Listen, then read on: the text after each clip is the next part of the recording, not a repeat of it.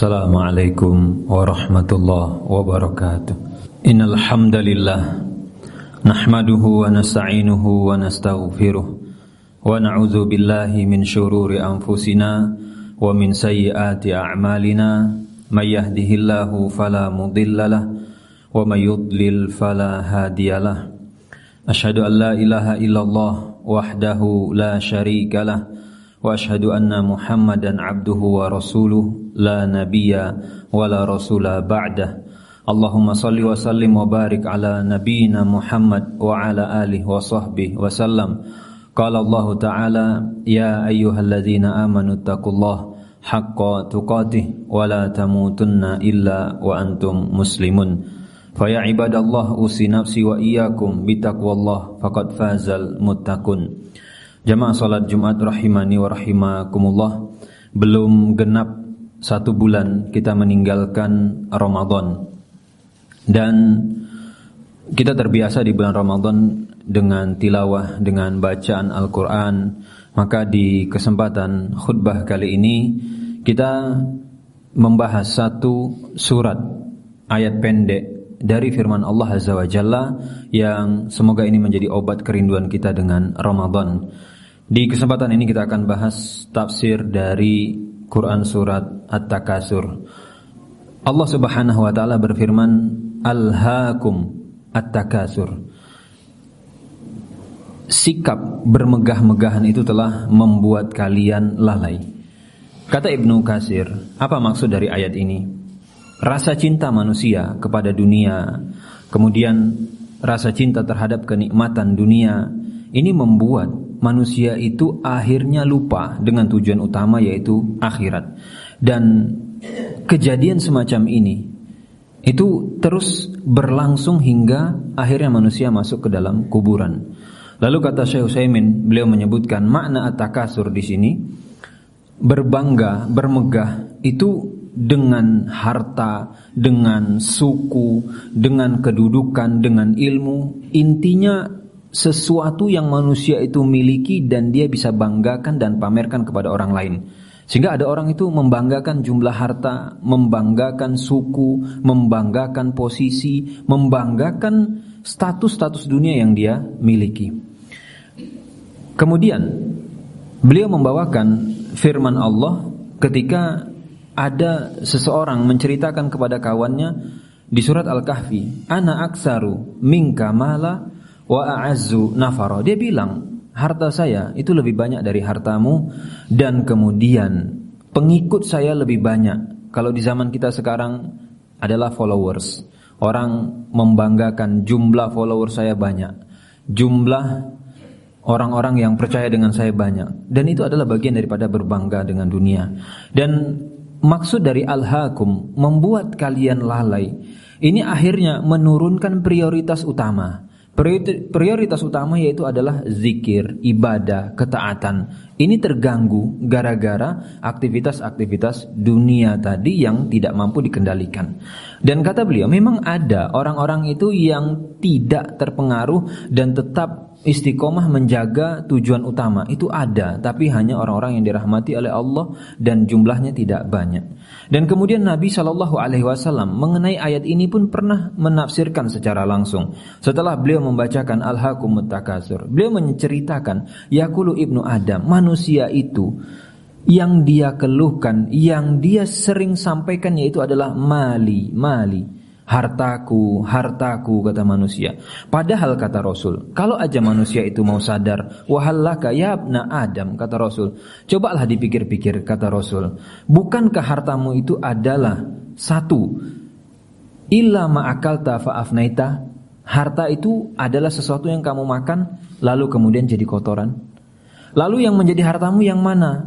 Sesuatu yang aulabista fa'ablait, sesuatu yang kamu kenakan, pakaian, lalu pakaian itu menjadi lusuh.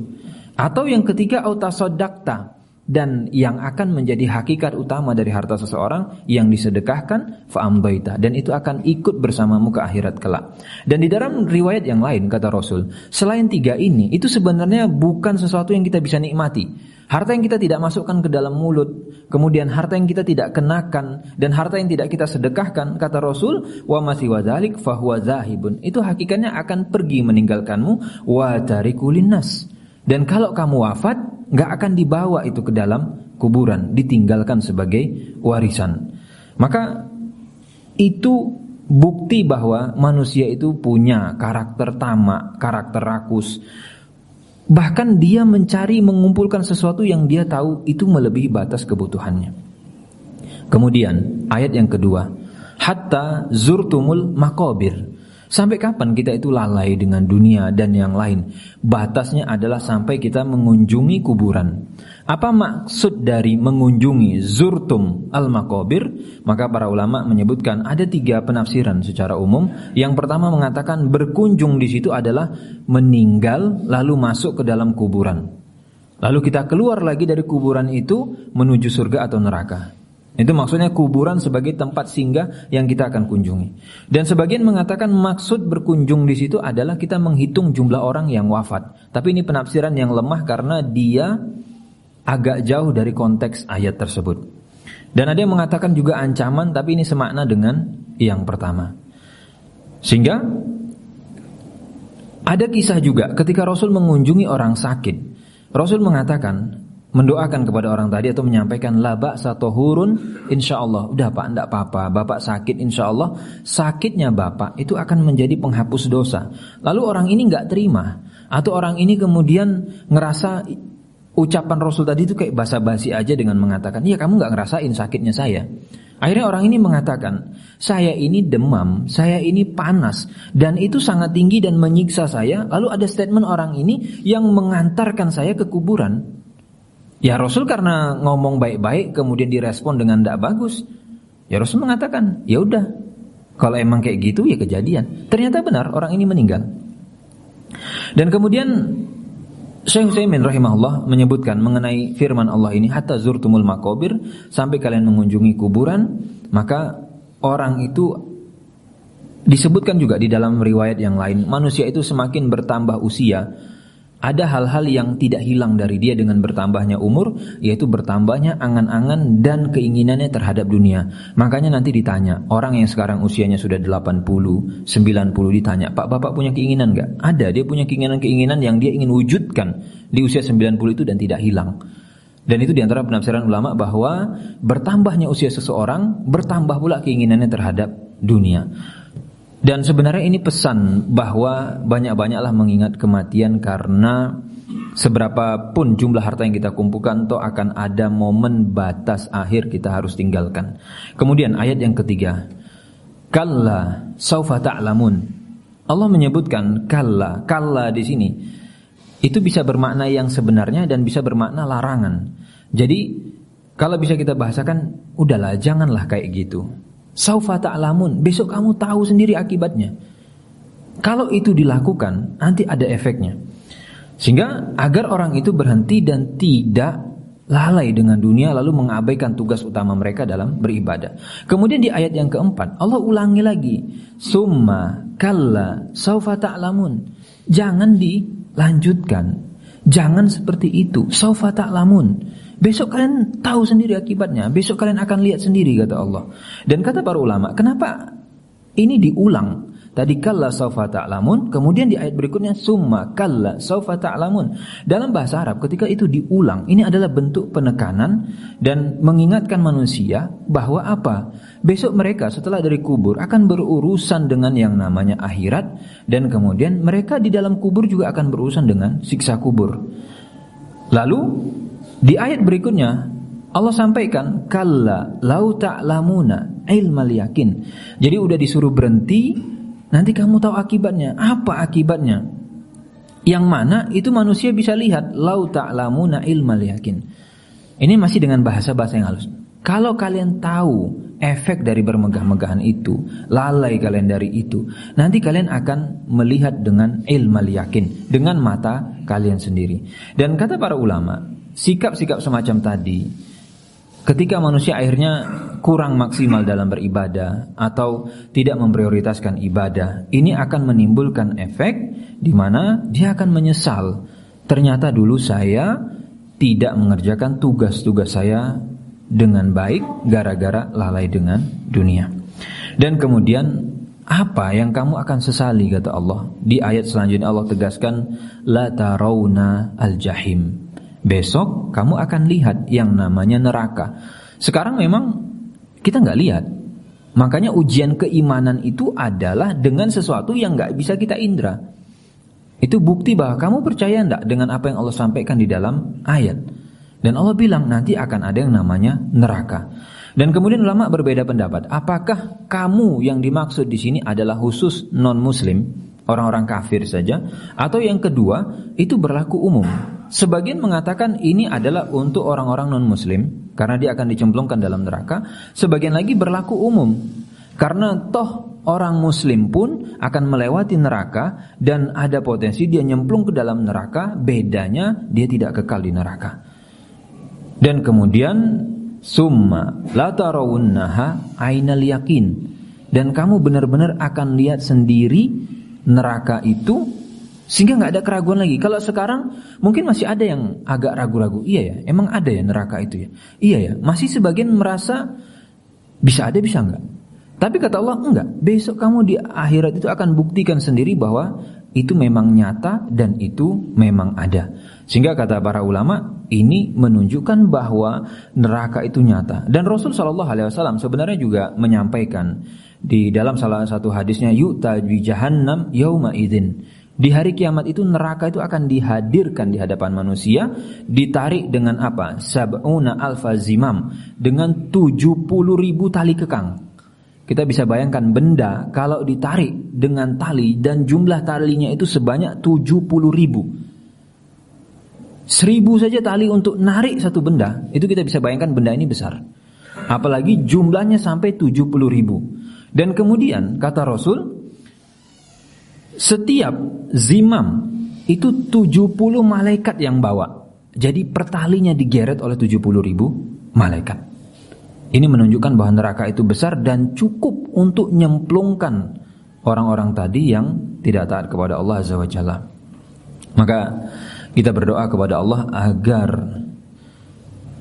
berlalunya Ramadan tidak kemudian membuat kita kehilangan momen ataupun suasana-suasana di bulan Ramadan di mana kita biasa dekat dengan Al-Quran walaupun satu ayat dua ayat. Semoga kita sudah bergeser, Syawal ini hampir habis, tetap momen Ramadan kebersamaan kita dengan Al-Quran tidak hilang. Aqulu qauli hadza astaghfirullah li wa lakum wa lisairil muslimin min kulli dzamb fastaghfiru innahu huwal ghafurur rahim. Alhamdulillah wa kafa wa salatu ala habibinal mustafa amma ba'd. Jamaah salat Jumat rahimani wa rahimakumullah. Di ayat yang terakhir dari surat At-Takasur ini Allah menyebutkan summa la tus'alunna yauma idzin 'anin na'im. Pada hari kiamat itu, setelah kalian dibangkitkan itu, kata Allah, la tus'alunna, pasti kalian akan ditanya-tanya, pasti kalian akan diaudit oleh Allah Azza wa Jalla tentang apa? Tentang naim, kenikmatan-kenikmatan yang Allah berikan kepada kita. Apakah kalian bersyukur atau tidak? Dan bentuk nikmat itu banyak sekali modelnya. Ada yang mendapatkan nikmat berupa kesehatan, ada yang mendapatkan nikmat keamanan, ada yang mendapatkan nikmat berupa rezeki dan yang lainnya. Dan ini semua akan ditanya waktu luang kita. Kalau kita ngerasa bahwa sehat itu tidak nikmat, datang ke rumah sakit. Nanti kita akan tahu bahwa oh iya, sehat itu nikmat ternyata. Kalau kemudian panca indera kita berfungsi dengan baik, nanti cek orang yang di antara panca inderanya Allah uji. Oh iya ya, ternyata punya mata itu enak. Oh iya ya, punya telinga itu enak. Oh iya, punya tangan yang sehat itu enak. Dan itu adalah nikmat. Kemudian perut yang sehat itu enak dan seterusnya. Ini akan ditanya. Dan kemudian Rasul SAW juga sudah memberikan isyarat bahwa pada hari kiamat itu kita tidak mungkin bisa lepas dari pertanyaan Allah tentang kenikmatan.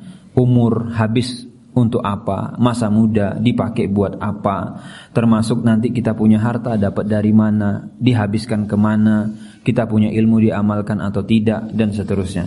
Bahkan di antara riwayat Rasul menyebutkan inna awwala ma yus'alu anhu yaumal qiyamah. Di antara perkara yang pertama kali ditanyakan oleh Allah kepada hamba yaitu tentang kenikmatan, dikatakan yuqallahu alam nusihalakum jismak. Bukankah dulu badanmu kita kasih sehat, kata Allah. Kemudian dulu kamu kita kasih minum dengan air. Kita bisa bayangkan kalau kita tidak bisa minum air. Lihat orang-orang yang sakit, ada sakit-sakit tertentu, ketika dia minum air itu sakit tenggorokannya. Maka itu kenikmatan dan Allah akan tanyakan, dan kita diminta untuk bertanggung jawab atas fasilitas-fasilitas itu. Semoga Allah berikan kita rasa syukur, yaitu mengisi hari-hari kita dengan kebaikan dan ketaatan, dan tidak seperti yang disampaikan di dalam ayat, yaitu alhaakum at-takasur. Dunia membuat kita lalai dari ibadah dan memprioritaskan aktivitas-aktivitas selain ibadah. Innallaha wa malaikatahu yusalluna 'alan nabi ya ayyuhalladzina amanu shallu 'alaihi wa sallimu taslima. Allahumma shalli 'ala Muhammad wa 'ala ali Muhammad kama shallaita 'ala Ibrahim wa 'ala ali Ibrahim innaka Hamidum Majid. Allahumma barik 'ala Muhammad wa 'ala ali Muhammad kama barakta 'ala Ibrahim wa 'ala ali Ibrahim innaka Hamidum Majid. Allahumma ighfir lil muslimin wal muslimat wal mu'minin wal mu'minat al ahya'i minhum wal amwat innaka sami'un qaribun mujibud da'wat ya qadhiyal hajat. Rabbana la tuzigh qulubana ba'da idh hadaitana wa hab lana min ladunka rahmah innaka antal wahhab. Allahumma a'inna ala zikrika wa syukrika wa husni ibadatik. Allahumma a'inna ala zikrika wa syukrika wa husni ibadatik. Rabbana atina fid dunya hasanah wa fil akhirati hasanah wa qina adzabannar. Qim shalah.